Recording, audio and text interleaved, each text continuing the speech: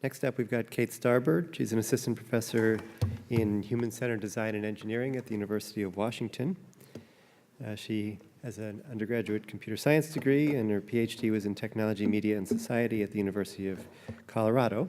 She's going to continue our theme of disaster response, but quite a different take, I think. Kate. Thank you. All right, hopefully this works. All right, I'm going to be talking about a different side of emergency response, and this is sort of the community resiliency or community response. I've been looking at online crowd work during crisis and thinking more and more about how to design for what I see as highly emergent collaborations. So this is a photograph that was taken after Hurricane Sandy a couple years ago, not quite a couple years ago. And I don't know if you can see it. So there's this woman in a very funny hat who's looking at her phone. And I think that possibly she might be sending a text or a tweet or a photograph about this sort of tree-car interaction that's happening behind her. But what we've, yes. So this is sort of typical behavior now in my mind. But in the aftermath of this event, I'd been doing research at the University of Colorado on social media use during disaster events, and this person who was writing an article contacted me and said, hey, I need to talk to you. I'm going to do this article about how Sandy was the first social disaster. And will you help me with my article? And when you talked to me, I said, absolutely, I'll talk to you. You cannot lead with the fact that Sandy was the first social disaster. So first of all, and the person didn't. But first of all, disasters are and always have been inherently social, right? So what we think about as a disaster is a disruption to our social routines. They affect people, and people have to respond in different ways in the aftermath. So they're always social, and since the beginning of social media, in forums and Craigslist, and even in the 1990s, people have been appropriating technologies, social technologies during disaster response. So this is something we've been seeing over and over again. So my research looks at this intersection of social computing and crisis events, and by social computing, I mean all these tools and technologies that help us connect. Including social media, but not limited to social media, as well as the behaviors that those technologies enable. And I look at those behaviors and technologies in the context of crisis events. And by crisis, you can mean a lot of different things. What I mean by crisis includes natural disasters, mass emergency events, including an inch of snow in Seattle. So different levels of mass emergency, and also political protests. We've looked at that a little bit. And so there's a lot of opportunity for social media use. There's a lot of problems with it too. I'm going to focus on the opportunities here and then talk about some interesting things. But one of those is citizen reporting. So people are now able to share information with each other, with their neighbors, with emergency responders, with a global audience, in real time, information that could be helpful to help other people gain a better situational awareness of what's going on, and to be able to respond, improve decision-making during disaster events. So there's this opportunity for this information to be used in new ways. There's also opportunity that it's just starting to be explored, I think, by emergency responders who are using these tools to communicate to people in real time, and to get information out there in real time in ways that they couldn't before. And they're a little slower, but they're getting there. Emergency responders are sort of tiptoeing into this space.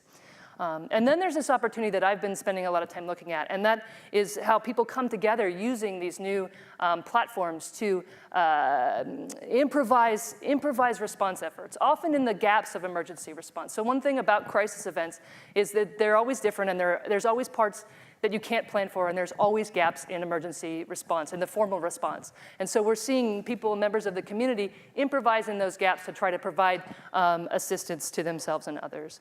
And this behavior is long recognized, actually, far before we had the tools to connect it in the ways that we think about them now. But sociologists of disaster have recognized that after a disaster event, people will converge onto the scene of a disaster to provide assistance as well as a number of other things. And they have a term for that, and that is spontaneous volunteerism. And what we're seeing now is sort of digital volunteerism, where people are converging onto virtual spaces and meeting there and trying to provide help in different ways. So I've been looking at these emergent collaborations during disaster events for a few years. In my mind, digital volunteerism is now an established feature of disaster response. My papers have changed. Oh, it's coming, it's new, and it's an established feature of disaster response now. And these emergent spontaneous collaborations are showing up again and again and again. And I'm going to talk to you about a few of them. I'm going to talk to you a little bit about old work. So some of the first work I did at University of Colorado, I was a student of Laisha Palin, who was one of the first people in this area. And with her and other students there, we studied the 2010 Haiti earthquake. And I don't know if you all remember that earthquake. It was a catastrophic earthquake. There was a large loss of life. And then also in the aftermath, there was this huge humanitarian need because the infrastructure of the country was devastated and people were without shelter. Some people are still without shelter. But people were without shelter, water, food, and it took a while for formal emergency response to get there. And after this event, this is actually one of the first times that humanitarian response and the media recognized sort of this role of digital volunteerism as being, it wasn't the first time, but it was probably the most visible time up to that point. There was also some efforts after the 2004 tsunamis. But this is an example of that behavior or the activity that was going on. So Ushahidi was a platform developed by bloggers in Kenya for reporting ethnic violence after a contested election there in 2007, 2008. And it was appropriated during the Haiti earthquake by a proponent of that platform, Patrick Meyer, as well as some collaborators of his. And then they recruited people from the crowd to help process SMS messages coming in from Haiti into a common resource. They recruited translators and they got people to help map them, and they created this collaborative resource using people from the online crowd to contribute. And we looked at this. We also, at the University of Colorado, studied a similar effort with some of these people were in both places. So in some ways, we were studying that resource as well as this other. But we started looking at people doing a similar thing of trying to use Twitter to help out in different ways. And there was this group of people that we identified in some ways through our own actions, because as researchers in that space, it was hard not to try to help. And so we were trying to help, and as we were trying to help, we started to notice other people helping, and a few months later we went back to study them. And these people called themselves volunTwitters or volunTweeters, and this is a quote from one of them that we thought was pretty representative. It actually was retweeted by a lot of the people in the network we studied. "Am stunned, have gotten supplies in, saved people from the rubble, brought them doctors. We have the best team. We are volunTwitters." And it's really hard to quantify the actions that the effects that these people had, and it might have been very small. But there are cases, and Meli Melo is one of them, Meli Melo was actually moving supplies around on the ground in Haiti for the first 4 days before before the emergency formal response got there and shut it down, using a variety of connections that she gained after the earthquake using social media. And there were a lot of behaviors going on. I'll describe a few of them here. So one of the first things that happened were people would they would converge onto the space. They would go into Twitter, they didn't know what they were doing, and then they would start to identify and try to amplify, retweet, pass along information they thought was actionable or relevant or something that people would need to know right then. Then they began to route information, so they found the very few NGOs that were on the ground or nonprofit organizations on the ground in Haiti, and they would try to send information using Twitter to these accounts of these NGOs to try to get information to people who could possibly use it. After a while, they realized that there was a lot of misinformation in this space. So they started working to verify information, to confirm it, to challenge what they thought was misinformation. They started telling others to do this too, so they started passing along a set of norms and practices about what it meant to be a good digital volunteer. And some of them began to act as what we call remote operators. We took their Twitter data, and after we sort of found this way of identifying these people through threw markers in their tweets. And we created a network diagram of how they connected with each other. And so this is a network graph of the volunteers. So anybody that we found had these markers in their tweets, certain hashtags that they were using.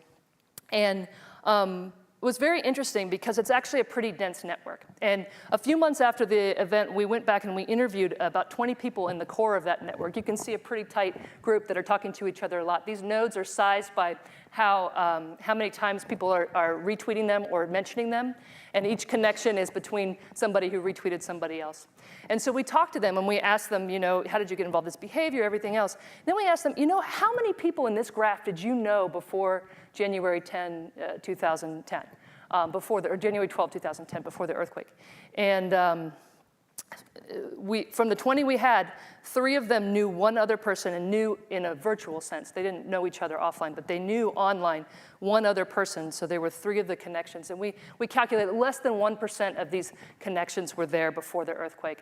And this was what was known as sort of an emergent organization. We can actually see that through the Twitter data, that this organization of people who actually began to coordinate action and tell each other what to do. You take this, or do you know this information? Can you take this? I'm going to bed now. You're in Australia. You can take over. So this organization comes together, and we can see that in some ways through the Twitter data. I have this animation. I'm not going to show you the whole thing here, but that will show that this little network of volunteers will sometimes light up when actionable information comes into the system, or it actually will light up when misinformation comes into the system as people start to attack misinformation or retweet things. So I see it when I start thinking about collective intelligence as these volunteer networks can be sensors for good information or bad information during disaster events, and I'm working on using some of these volunteers' sensor ideas to detect misinformation in the system as well. So moving on from that, since that earthquake, there have been many, many examples. Over and over again, we're seeing this kind of emergent collaboration happen after different events. And some of these efforts are more successful than others. And I've been increasingly wondering how these collaborations come together, what makes them successful or not, and why do people participate. And in work that I haven't presented before, so I'm going to start stuttering here because I haven't done this one yet, we've been looking at, with a PhD student of mine, Dharma Daly, we've been looking at an event where journalists actually helped catalyze a crowdsourcing event to help report, to help a community respond to a disaster. And so Hurricane Irene, for those of you in New York City, might remember it as a non-event. If you lived up in upstate New York or Vermont or some of these other places, there was catastrophic flooding. And my PhD student was living in the Catskills at the time, and there was catastrophic flooding in the Catskills. The Catskills are this rural area in upstate New York. Several counties were devastated. Whole towns were washed away. The transportation infrastructure was heavily damaged, so bridges were washed out, roads were washed out, and people were trapped, so they couldn't get anywhere. And in the wake of this event, eventually the national media picks up on this. This crowdsourced effort, is touted as a crowdsourcing effort of locals, became a very salient part of this event. And in the midst of this crowdsource effort was an interesting tool that I hadn't seen used before, and I think was pretty magnificent in the way that they used it. And it was called the Hurricane Irene Catskills Live Blog. It became a real-time news feed. If you were in the Catskill area, you got information, whether directly or indirectly, from this activity that was going on here. There were hundreds of participants, thousands of posts. So it was actually started by a journalist, Lisa Harris. She was a co-founder of this online news outlet called the Watershed Post. And they used a Cover It Live blog. And the live blog is an interesting platform. It has a couple of affordances that became really powerful in this context. So what the live blog allows you to do is an administrator starts the live blog, and they can post directly into the live blog. And they can also create a list of other people who can post directly into the live blog. So it's sort of this democratic shared space. Other people that aren't on that list can also post, but they have to be moderated. So their comments have to be accepted. So the administrators actually have to moderate comments. It actually crosses platforms, too, in an interesting way. So a live blog allows you to make a list of Twitter accounts or Twitter hashtags and feed those directly into the space. So it sort of connects different platforms. And in this case, the administrators of this live blog, which started out as the journalists, they created a list of trusted sources of people that could be admins and post directly, or that their tweets would come directly in. So they used their journalistic expertise of the area to craft and shape the space early on. And so I started thinking about what made this collaboration so successful. And we've been talking a lot about diverse expertise. There was diverse expertise, there was crowd capacity, and there was some other stuff. And I'm trying to get at that other stuff, and hopefully I'll get a little closer. Maybe you all can help me get a little closer. But part of that was local expertise. So they were able to leverage the local expertise of the crowd. So they had people in different parts of the Catskills, and they would share information about their town, or they would ask questions about one area, and someone would come online and share information. So they had hundreds of these people from different places sharing information. Perfect. Then there was this journalistic expertise where the journalists, they selected the initial sources, they recruited moderators from the crowd, and then they began to train those moderators. They began to tell them how to vet information, how to make sure you're confirming things before it gets into the space, how to block some posts, how to let some posts through. So they actually tried to transfer their journalistic expertise to the crowd. And then they leveraged this crowd capacity. When the locals were doing their thing and the journalists were exhausted, they got people from the remote area that weren't there to help moderate the comments, to help choose which comments got in there. Another kind of expertise that shows up again and again in these spaces. Somebody shows up, he has some GIS experience, he knows how to be a crisis mapper, and he starts taking information from the live blog and putting it initially into a Google map, but later into another mapping platform. This resource, everyone there that we could find, they were using this. One of the journalists called it the most helpful thing. It became the best map of the area for several days when the governmental maps were far behind, and so people could understand where they could go and how they could get there. I'm going to skip this next part, which I love, but I just don't have time for it. So I've been thinking more and more about what it means to design for crowd work in this crisis. So what is it? There's a successful example, and it had some interesting aspects, and I'll talk a little bit about it again. But what does it mean to sort of, how can we support these collaborations? I think the live blog platform is a good example and something interesting. So when I look at solutions that myself and other researchers are coming up with, they look a lot like this. And this is a great application. I'm hoping to collaborate with these guys out of the Qatar Foundation, where they're taking all the tweets that are shared during the disaster event, and they're microtasking them. They're sending them out to the crowd and letting the crowd categorize them. And then they're doing some machine learning so they can categorize even more. So they're using the crowd in sort of a microtasking model. So that's one thing that shows up in this space. Another thing that shows up in this space is something that my students are working on. We're taking practices that we currently see digital volunteers do, where they comb through social media sites, and we're trying to support that and allow them to collaboratively tag things and stuff. So we're working on that. We're sort of encoding the current practices into an application to support it, and we hope that works in some way. But then when I look at what's actually happening during crises, when these successful collaborations, they're using Twitter, they're using their Facebook pages, they're using comments on news media articles to like find volunteers and things. And this is the kinds of behaviors that I'm seeing, the collective intelligence of the crowd, doesn't necessarily match up with how we're designing for it. And it's something that I'm struggling with consistently in terms of how do we get there where we're helping this, or do we need to? Are these platforms going to be enough? And what is it about designing for crowd work during crisis that's hard or it's messy? And I think it's this property of emergence, right? So how do you design for emergence? How do you design for this appropriation and this creativity? How do you design for someone seeing a new gap and filling it in a new way? And I think it might be possible, but there's this combination of things that I think we have to understand a little bit better.